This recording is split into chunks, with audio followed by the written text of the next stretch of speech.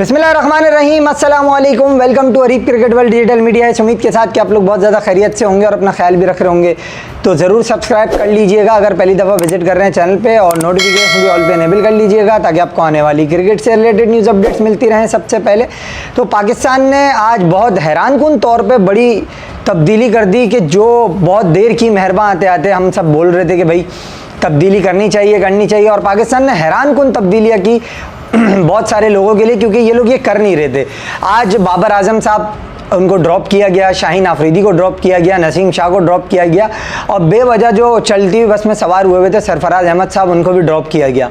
ठीक है, ये तो चलो ओपन एंड शट ही था इनको ड्रॉप करना सरफराज साहब को, ठीक है, क्योंकि ये यंगस्टर की जगह उन्होंने ऑक्यूपाई की हुई थी। अदरवाइज़ तो कोई उनका टीम में रहने का मकसद था नहीं, क्योंकि रिजवान खेल रहा है। तो उसके अलावा जो बड़ी तब्दीली जो थी वो ये थी कि बाबर आजम जिन्होंने 18 टेस्ट इनिंग अब तक जो खेली हैं उसमें जो है वो 300 अबव रन्स बनाए हुए हैं, जिसमें 20 की उनकी एवरेज है, बेस्ट ऑफ 41 है।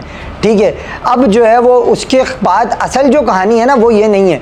उसके बाद शामिल इन्होंने जो किया है वो हसीबुल्ला खान को शामिल किया है, कामरान गुलाम को शामिल किया है, जाहिद महमूद आ गए हैं, नौमान अली हैं, साजिद खान को ले आए हैं।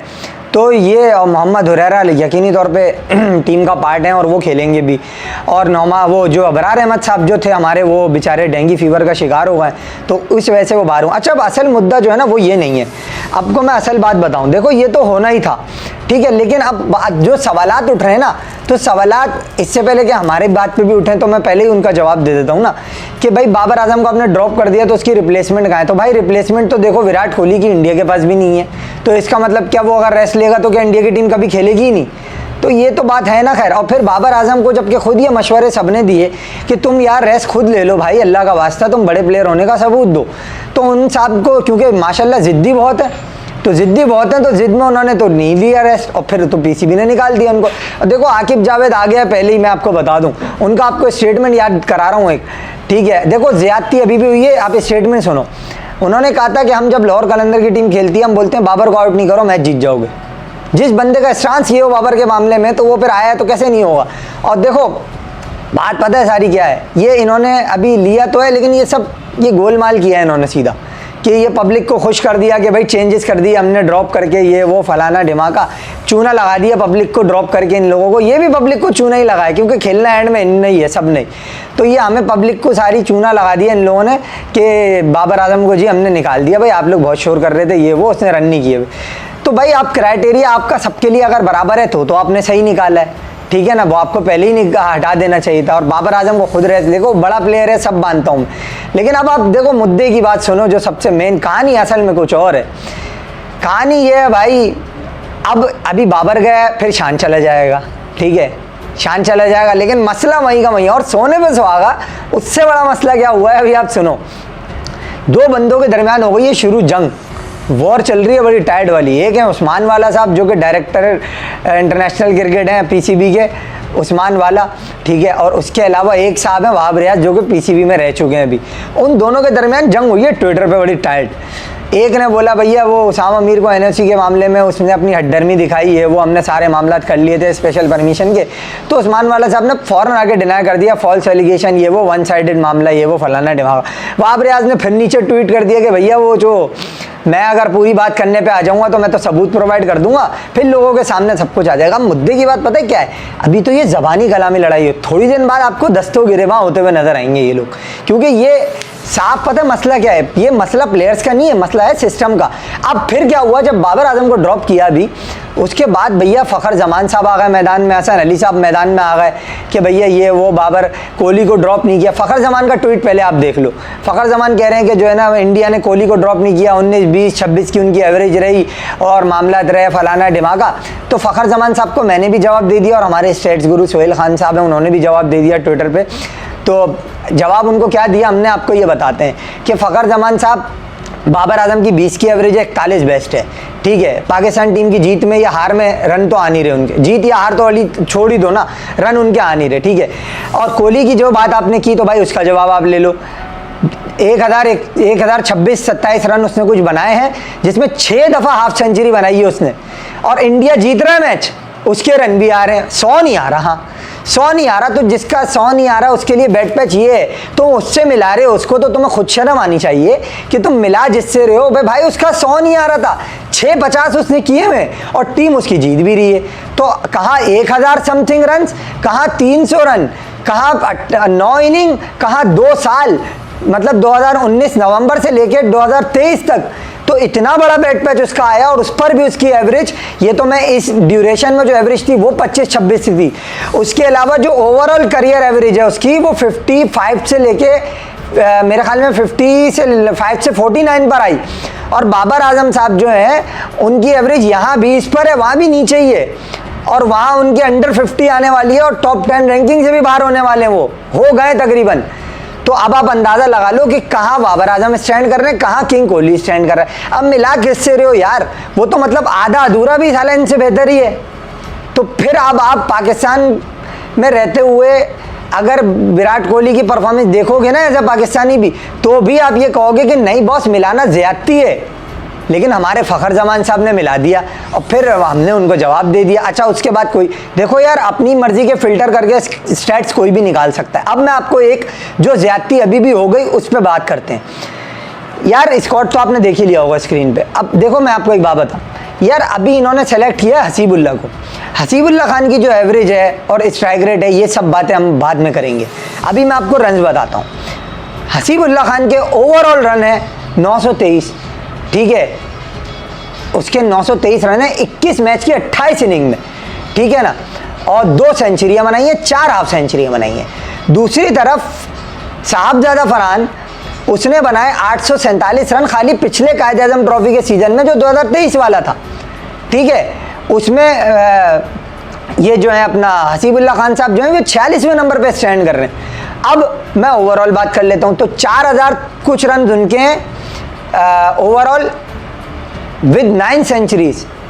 तो अब आप 9 सेंचुरीज के साथ उसके 245 बेस्ट है।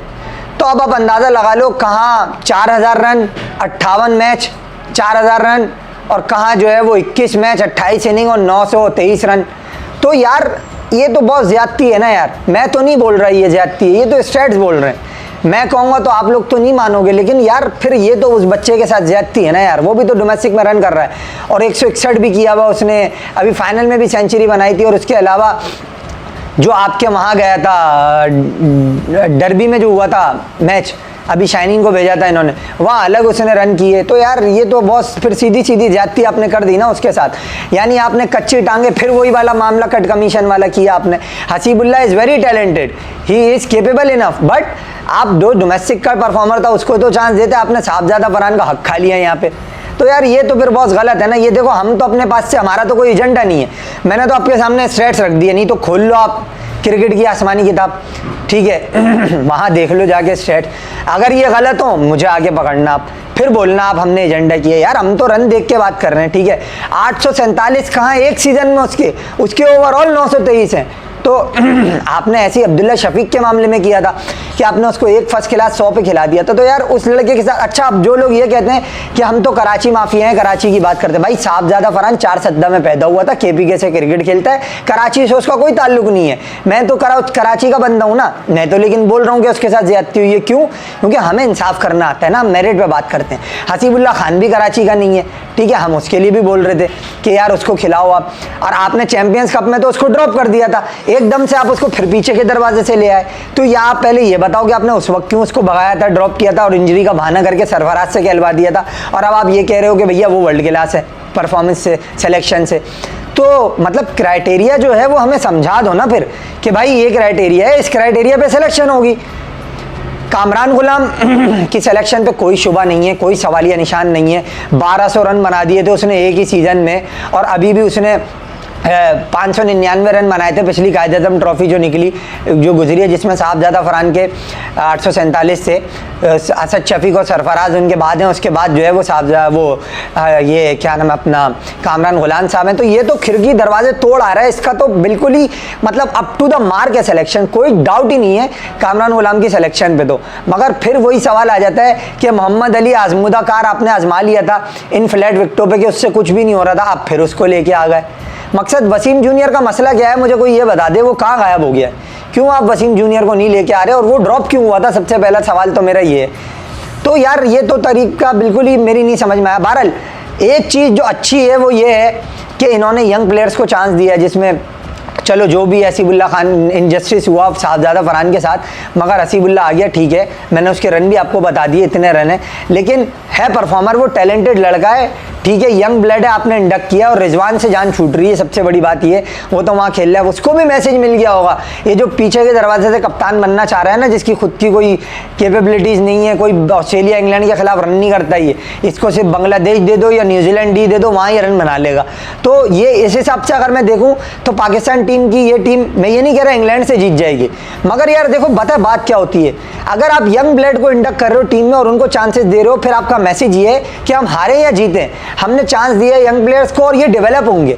अब अगर ये डेवलप हो जाते हैं तो मेरे ख्याल में ये बहुत पाकिस्तान के लिए अच्छा साइन होगा, क्योंकि आपके पास रॉ टैलेंट बन रहा है, आपकी एक बेंच स्ट्रेंथ बन रही है, जिससे आपके जो ये प्लेयर खेलेंगे ना अभी वापस आके, शाहीन, नसीम, हम ये नहीं कह रहे इनको ड्रॉप कर दिया तो आप बिल्कुल ही नहीं लेके आओ, बिल्कुल आप जाइए, बाबर अभी कायदे आज़म ट्रॉफी शुरू हो रही है 18 से, बाबर आजम, शाहीन जाके वो खेलें, फिटनेस पे काम करें, वापस आ जाएं, कोई इशू ही नहीं। हम ये नहीं कह रहे परफॉर्म, जब तक डोमेस्टिक का सीजन टॉप नहीं करेंगे तो नहीं आएंगे यार, अपनी फॉर्म बहाल कर लो, बस रिदम में आ जाए शाहीन और नसीम, आ जाए वापस, हमारे अच्छे बॉलर हैं ये, बिल्कुल पाकिस्तान का मुस्तकबिल इनमें है, लेकिन अभी प्रॉब्लम ये है कि आप आउट ऑफ फॉर्म हो, करंट फॉर्म देखी जाती है, उस हिसाब से इनको बाहर किया है, मगर फिर बारात लूटी हुई और बाबर आजम के जो जाहिल फॉलोअर्स हैं, बेगैरत तरीन फॉलोअर्स हैं, वो ये कह रहे हैं कि भैया किंग को निकाल दिया, अब ये इंग्लैंड से हार जाए, वाइट वॉश हो जाए। यार खुदा को मानो, ये बाबर आजम ज़्यादा अहम है, पाकिस्तान ज़्यादा अहम है, ये तरीका होता है। प्लस देखो एक चीज़ मैं आपको और बताऊं, अगर तो पाकिस्तान क्रिकेट बोर्ड चाहता है ना कि ये मैचेस जीते, तो ये मीटिंगें करने से कुछ भी नहीं होगा, अभी और चेंजेस होना बाकी हैं। सबसे पहले पीसीबी की जो मैनेजमेंट में मामला आता है ना, आप इसको ठीक करो पहले, जब तक आप इसे दुरुस्त नहीं करोगे, काली भेड़े वहाँ जो आई हुई हैं पॉलिटिकल भर्तियाँ, इनको नहीं निकालोगे, कुछ नहीं होगा। दूसरा देखो, आप पिच है, पिच के अंदर जो है वो कलाई ज़्यादा है, सैंड कम है, 60-20 का रेशो आपने किया हुआ है, तो आप फिर पिच कैसे ठीक करोगे? अगर आप यही एडिलेड को देख लो तो वहाँ मतलब रेशो ऐसा होता है कि जिसमें आप पिच को एडजस्ट कर सको, या अगर आप चलो पिच नहीं एडजस्ट कर रहे, ठीक है, मट्टी और कलई को नहीं एडजस्ट कर रहे, तो फिर आप ये करो ना कि आप भाई बॉल चेंज कर लो। इंडिया भी तो ड्यूक का बॉल इस्तेमाल कर रहा है, ठीक है ना, आप ड्यूक का बॉल इस्तेमाल कर लो, ग्रेस इस्तेमाल कर लो, कोकापुरा से जान छुड़ा लो, क्योंकि इसकी जो मशीनी सीम होती है, ये मशीनी सीम आपको ज़्यादा दिन नहीं चलती है, बिल्कुल डल हो जाती है और फिर बॉल कहीं से ग्रिप नहीं कर पाता। अब यही पहले जब पाकिस्तान में जब से ये कोकापुरा का बॉल आया है, आपको बैट्समैन की तो परफॉर्मेंसेस नज़र आ रही होंगी, बॉलर्स की नहीं नज़र आ रही, क्योंकि हमारी जो कंडीशन है वहाँ पे आपको बॉलर्स की परफॉर्मेंस नज़र जब आएगी जब बॉल के साथ वो कोई हिलजुल होगी, कोई मूवमेंट होगी जब। मगर मसला क्या है कि यहाँ पे कोकापुरा का बॉल जिसकी सीम वेट हो जाती है, लाइट हो जाती है बिल्कुल, अगर आपको मैं स्क्रीन पे दिखाऊं तो ये देखो आपके इस तरीके से दोनों बॉलों का कंपैरिजन देखो आप, तो अब आपको नज़र आ रहा होगा मशीनी सीम और हैंड स्टिच, इन दोनों में फ़र्क क्या है। ये बड़ी टेक्निकल बात है, ये क्रिकेट के जाहिलों की समझ नहीं आएगी, ये आप जो क्रिकेट लवर है ना, जो क्रिकेट को बारीकी से देखता है, ये उससे समझ में आएगी, ठीक है ना। ये इधर उधर 2-3 स्टेट्स लगा लिए, अपने प्लेयर को, फेवरेट प्लेयर को परफॉर्म कर दिया, किसी की पतंग के पीछे भाग गए, ये वाले लोगों की समझ नहीं आएगा। ये समझ में उन लोगों की आएगा जो क्रिकेट को समझते हैं, जो 22 गज पे या ग्राउंड में जो हो रहा है उसको जो समझते हैं। तो इन दोनों की सीम, अब अगर आपको मैं वैसे बताऊं ना, एक छुरी होती है जिसमें कम धार होती है, एक छुरी होती है जिसमें ज़्यादा धार होती है, तो ड्यूक या ग्रेस का वो वाला मसला है, और उसका वो वाला कोकापुरा का वो इशू है कि जिसमें धार कम हो, यानी अगर ये सीम पर बॉल पड़ेगा फ्लैट डेक पे भी तो that will do something for the bowler, otherwise आप कितनी भी फ्लैट विकेटें बना लो, कोकापुरा से कराते रहो, कुछ भी नहीं होगा। लोग बॉल्स को चेंज कर रहे हैं, इंडिया में देखो आप, वो बॉल को चेंज कर दिया उन्होंने, वो नहीं खेल रहे कोकापुरा से, और पाकिस्तान में अब तक कोकापुरा है, न्यूजीलैंड भी कोकापुरा से खेल रहा है, इंग्लैंड और वो नहीं खेल रहे वो लोग, क्यों? क्योंकि उनको समझ आ गई है। तो पिच चेंज नहीं हो रही आपसे, आप ये चेंज कर लो बॉल, यार बॉल चेंज करके देख लो। डोमेस्टिक में आपने इंडक्ट की हुई है बॉल, अपना बॉल इस्तेमाल कर लो, ग्रेस वाला जो पाकिस्तान में बन रहा है, वरना ड्यूक इंपोर्ट कर लो, कोकापुरा भी तो कर रहे हो आप 15,000 रुपये का पाकिस्तानी, तो फिर आप वो कर लो बॉल, यार इसमें क्या इशू है? थोड़ा सा कलर डिफरेंस होता है, जैसे आपने स्क्रीन पे भी देखा होगा। तो ये सारे मामला हैं। बार कैफ पाकिस्तान का स्क्वाड जो अनाउंस हुआ, इससे ये तो तवक्को हम बिल्कुल नहीं करेंगे कि ये इंग्लैंड को फोड़ पाड़ जलील और रुसवा कर देगा, but they will do something, they will show their characters, and I think young talent आपका बड़ी स्टेज पे परफॉर्म करेगा तो अच्छा लगेगा, नहीं भी करे तो जहाँ इन लोगों को 4 साल बर्दाश्त किया है, इनको भी चांस दे के देख लेंगे हम, कोई मसला नहीं है। इजाज़त दें, ख्याल रखिएगा अपना। अल्लाह।